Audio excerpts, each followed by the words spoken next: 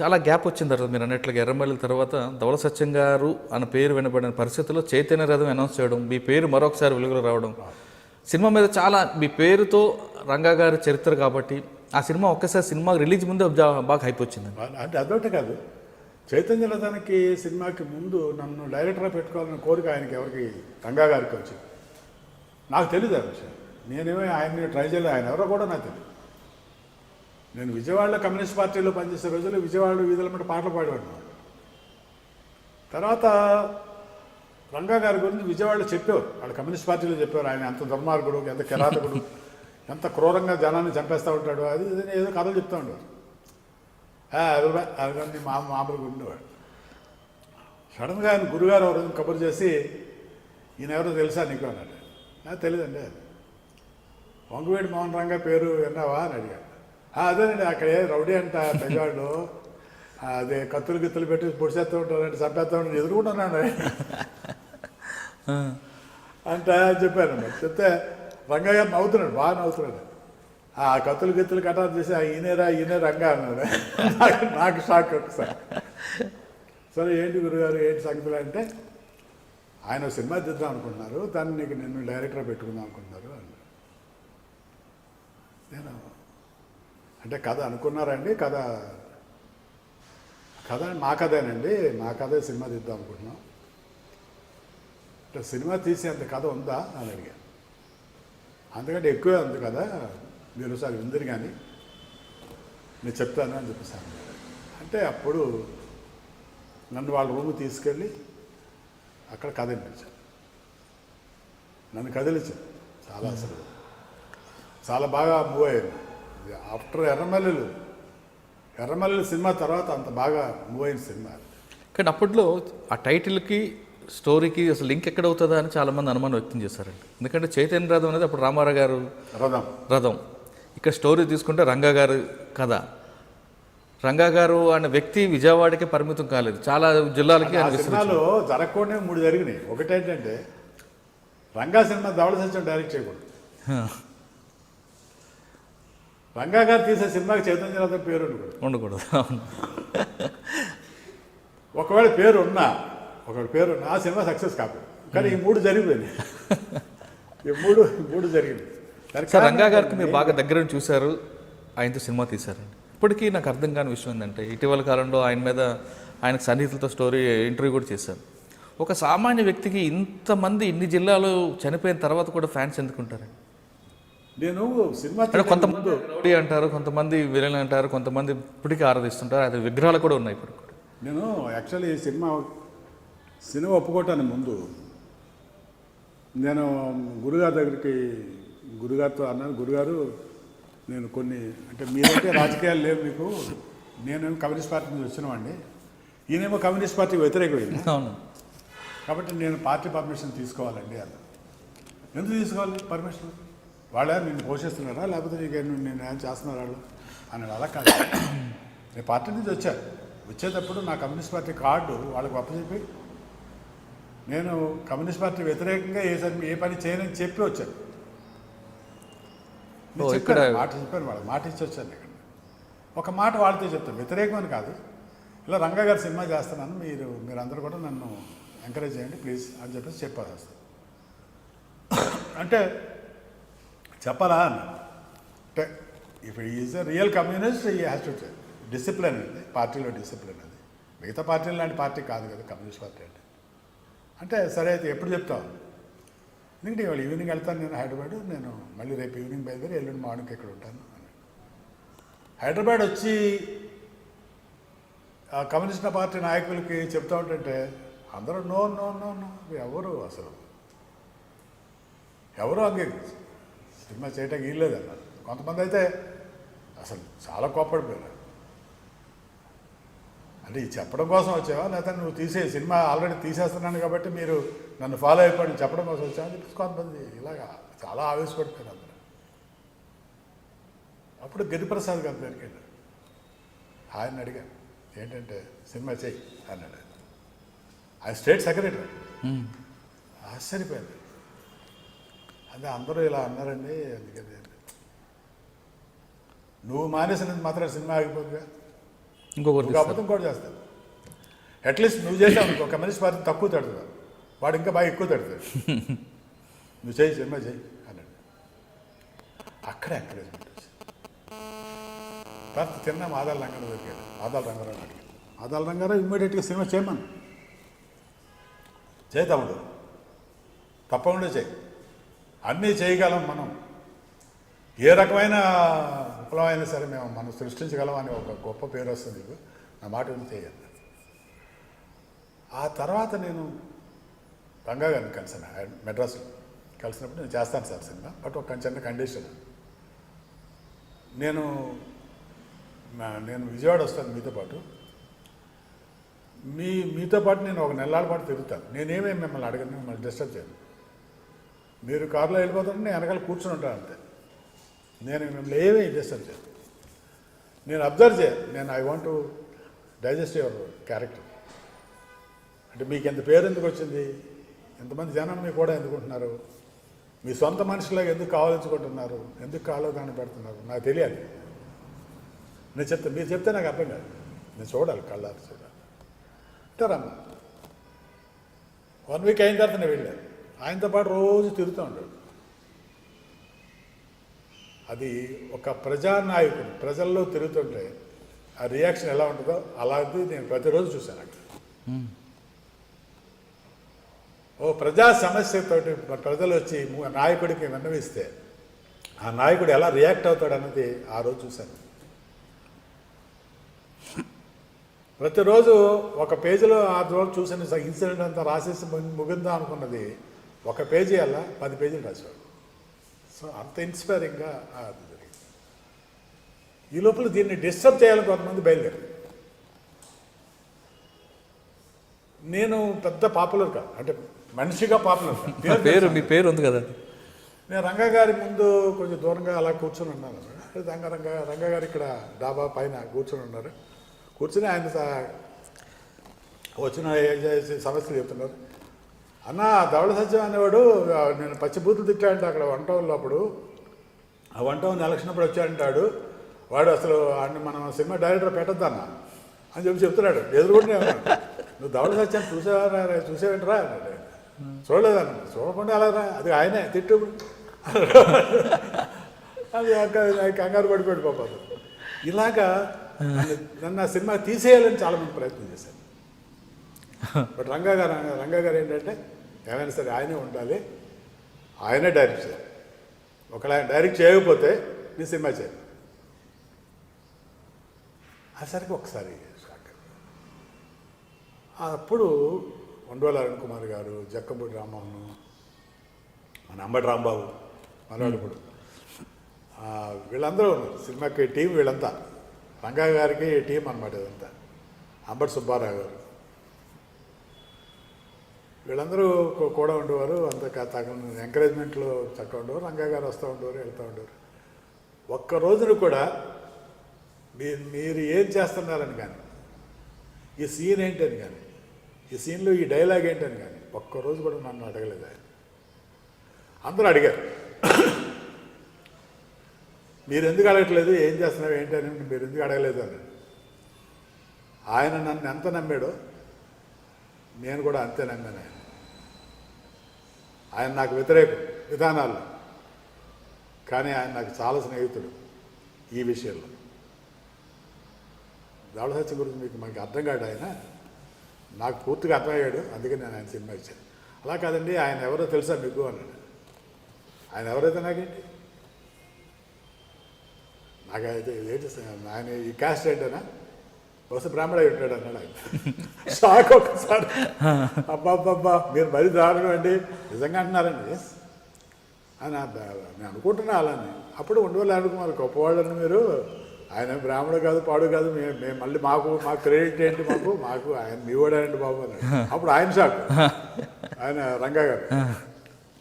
అరే అదే నిజమా, నేను అలా అనుకోలేదే అన్నాడు ఆయన. అదే తను ఎవరైతే ఏముందిలేండి కానీ ఆ క్యారెక్టర్ని హీరోగా ఎంచుకోవడం అనేది మీరు రంగా గారు అనుమతితోనే తీసుకున్నారండి. రాధా గారు మర్డర్ సినిమా తీసేటప్పుడు మర్డర్ షూటింగ్ చేసేటప్పుడు చూసి చెప్పాడు. అప్పటికి 4 రోజులు అయింది. Murder, just murder. ఇలా పొడిచేస్తే చచ్చిపోతాడు మనిషి. అప్పటికి 4 రోజులు అయింది, ఇంకా కావాలి. అందరికీ నా మీద వ్యతిరేకంగా ఉన్న వాళ్ళందరికీ మంచి అవకాశం దొరికింది. ఏంటన్నా మరీ చోద్యం చేస్తున్నాడు, మరీ ఓవర్ యాక్షన్.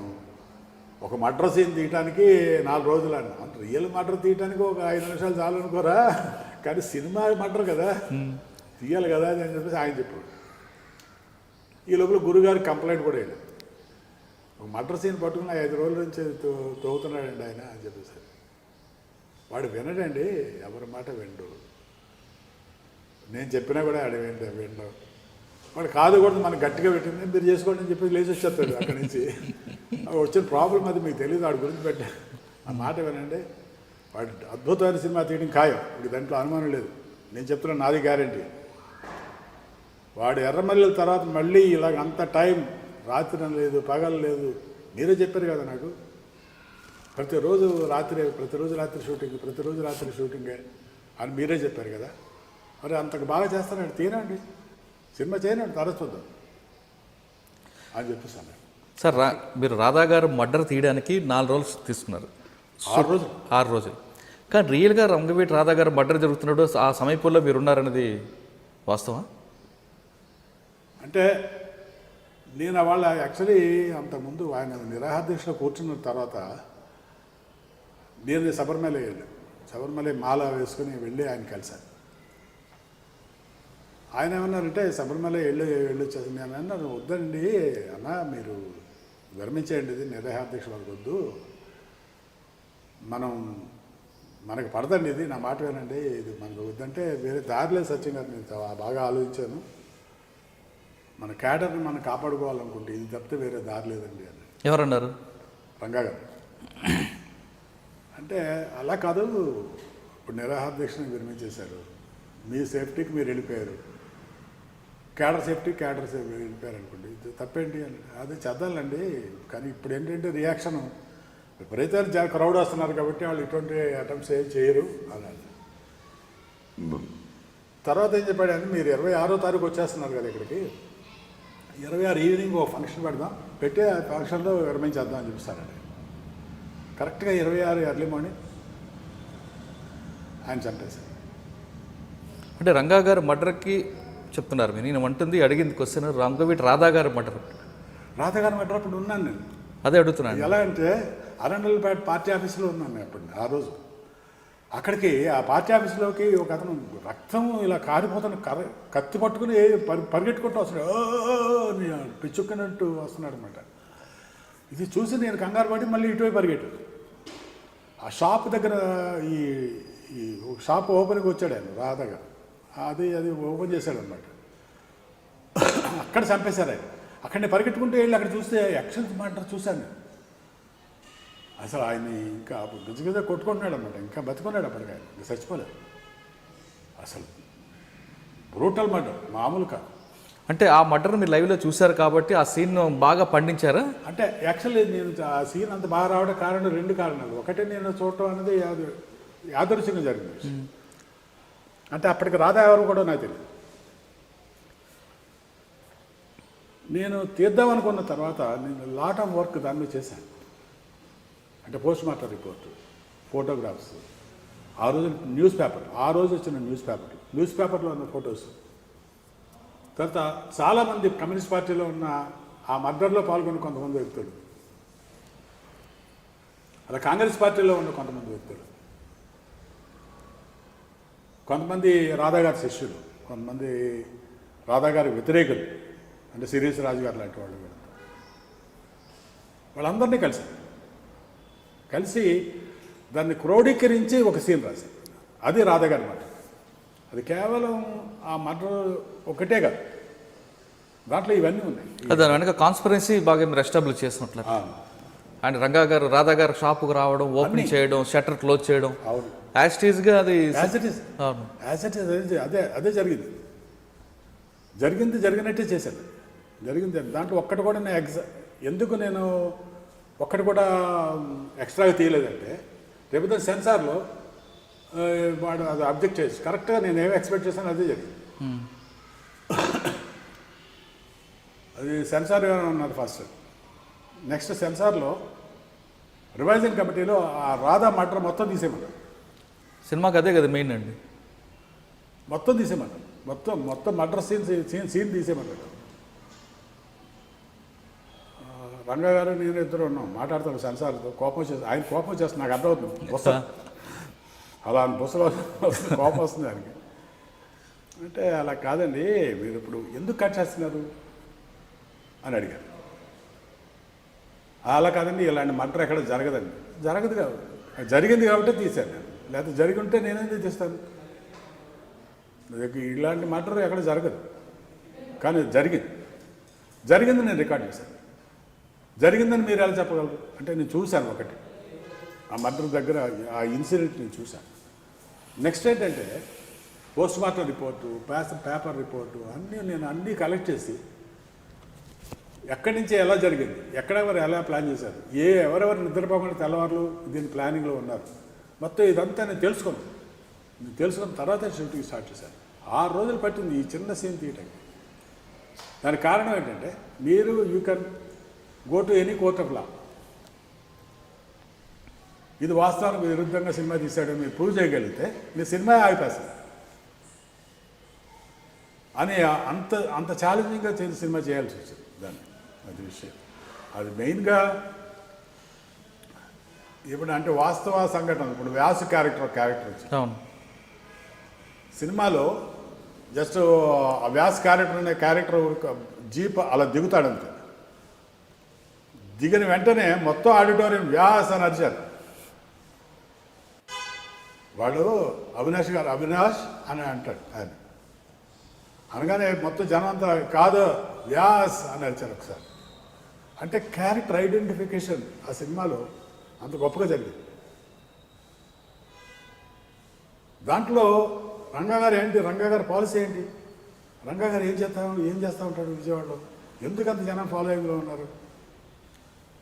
నీ తెల్లో రాడ్డంటే వెళ్తూ ఉంటుంటే దారిని పోయి ఆకతాయిగాడు వచ్చేసి కొంగు పట్టుకుని వెనక్కి లాగితే వాడిని పట్టుకుని వాడి చెంప మీద చెడాపడ వాయించి అక్కడికక్కడే వాడిని తంతే వాడు కాలో ఎరిగి అన్నా నన్ను ఆపు అని చెప్పి వాడు అరిస్తే బుద్ధి ఎప్పుడు వస్తుందంటారా.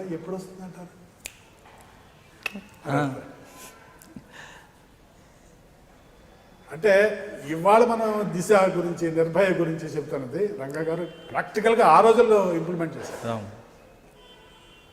తర్వాత ఫ్లాష్ లాగా ఇన్సిడెంట్కి వెళ్ళిపోయాడు అండి. ఒక్క నిమిషం కూడా లేట్ ఉండేది కాదు. అలాంటి చోట జరిగింది అన్నానంటే చాలు, ఇప్పుడు వస్తానండి సత్య గారు అని వెళ్ళిపోయాడు ఆయన.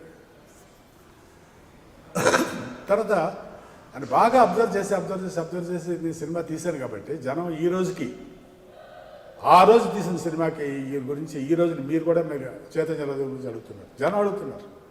జనం మీరు సెకండ్ పార్ట్ ఎప్పుడు తీస్తారని అడుగుతున్నారు. సార్ ఆ సినిమాని ఏలూరు రోడ్లో మీరు షూట్ చేస్తున్నప్పుడు జనాన్ని కంట్రోల్ చేయడం చాలా ఇబ్బంది అనేది అప్పుడు పేపర్లో వార్త వచ్చింది. అంటే ఆ రోజుని విపరీతంగా జనం వచ్చారు. తర్వాత అట్ ది సేమ్ టైం మా షూటింగ్ కోసం 10,000 మంది జనం తీసుకొచ్చాను. 10,000 మంది జనం, వాళ్ళ చేతుల్లో ఫ్లాగ్లు ఉన్నాయి. అది ఊరేగుతూ వస్తూ ఉంటారు. భానుచందరు జీప్ మీద ఉంటాడు, మిగతా వాళ్ళంతా ఊరేగుతూ వస్తారు. జనం విపరీతంగా క్రౌడ్ వచ్చేసి మొత్తం బ్లాక్ అయిపోయి ఇంకా మన షూటింగ్ జరగడం అనేది జరిగే పని కాదు, అసంభవం అని చెప్పేసి అనుకున్నాను.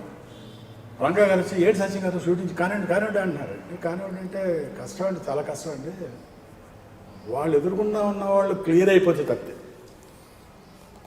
షూటింగ్ చేయలేవండి. మీరు 6 కెమెరాలతో షూటింగ్, 6 కెమెరాలు, అక్కడ ఒక కెమెరా, ఇక్కడ కెమెరా, ఇక్కడ కెమెరా, ఇక్కడ కెమెరా, ఇక్కడ కెమెరా, 6 కెమెరాలు రెడీగా ఉన్నాయి. బట్ ఈ జనం పక్కకి వెళ్ళాలి. అంటే రంగా గారు కాసేపు ఆలోచించి మీరు రెడీ చేసుకోండి, నేను రెడీ చేస్తాను. నాకు ఆయన మీద నమ్మకం, ఆయన రెడీ చేయగలడు, చేస్తాడు అని నమ్మకం. గబగబా మొత్తం అందరినీ కెమెరా పొజిషన్స్కి వెళ్ళిపోమన్నాను. అందరూ పరిగెట్టుకుంటూ కెమెరా పొజిషన్స్కి వెళ్ళారు. 6 కెమెరాలు రెడీగా ఉన్నాయి. రంగా గారు నేను రెడీ అండి అన్న మైక్లో అనగానే ఇది గబగబా బస్ ఎక్కాను. అక్కడ బస్సు ఉంది, మరి కెమెరా ముందు బస్సు ఉంది. గబగబా బస్ పైకి ఎక్కాను. ఎక్కగానే జనం అందరూ ఓ రంగా గారు చూడండి అరుపులు అనమాట. అరుపులు ఉన్నటువంటి ఇలా అని ఇలా అన్నాడు. ఈ చేతితో పాటు జనం కూడా అలా పక్కకి వెళ్ళిపోయారు.